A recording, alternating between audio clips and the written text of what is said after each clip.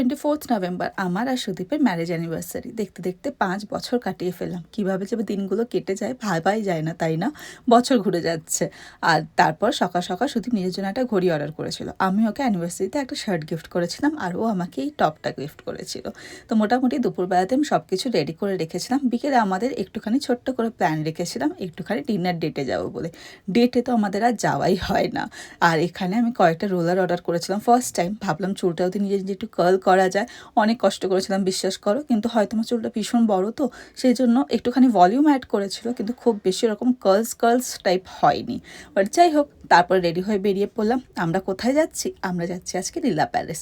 লীলা প্যালেসের জামাবারে first time. ব্যাঙ্গালোরের লীলা প্যালেসটা ভীষণ বড় আর খুবই লাক্সুরিয়াস টাইপের। সামনে থেকে যাওয়ার সময় প্রত্যেকবার দেখি আর ভাবি ভিতরে কি আছে না আছে। তাই সুদীপকে বললাম চল, এখানে তো আর কিছু কারোর সাথে সেলিব্রেট করার নেই, মা বাবারা কেউ নেই, দুজনের মতো করে সেলিব্রেট করার জন্য আমরা একটা এক্সপিরিয়েন্স নেওয়ার জন্য চলে গেলাম লীলা প্যালেস। বিশেষ করে জায়গাটা খুবই সুন্দর।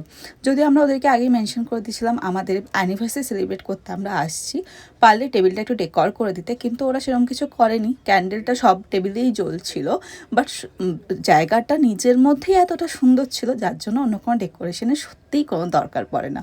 দুজনে অনেকটা সময় কাটালাম, নিজেদের পছন্দ মতো খাবার খেলাম। খাবারের প্রাইস একটুখানি এক্সপেন্সিভ, একটু না অনেক এক্সপেন্সিভ।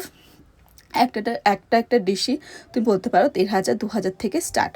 বাট হ্যাঁ, আমাদের একটা এক্সপিরিয়েন্স নেওয়ার ছিল, তাই আমরা ভাবলাম কোনো দিন এরকম জায়গায় যাইনি, একটুখানি খরচা হবে বাট স্টিল দুজনের মনে থাকবে। আর লীলা প্যালেসের সামনে থেকে গেলে কোনো দিন আর হা হুতাশ করতে হবে না। আর যদি এখানে কখনো যাও, এখানকার বাটার নান আর ডাল মাখনি একদম ট্রাই করো, একদম অথেন্টিক। এত ভালো আমি কোনো দিনও খাইনি, মানে বহু বছর খাইনি বলতে পারো। শেষে বিলিংয়ের আগে ওরা আমাদেরকে একটা কেক দিয়েছিল, যেটা সব টেবিলেই দিচ্ছিল যাদের যা অকেশন আছে সেইগুলো সেলিব্রেট করার জন্য। মোটামুটি সব কিছু মিলিয়ে এভাবেই আমরা দিনটা কাটালাম, খুব ভালো কেটেছিল।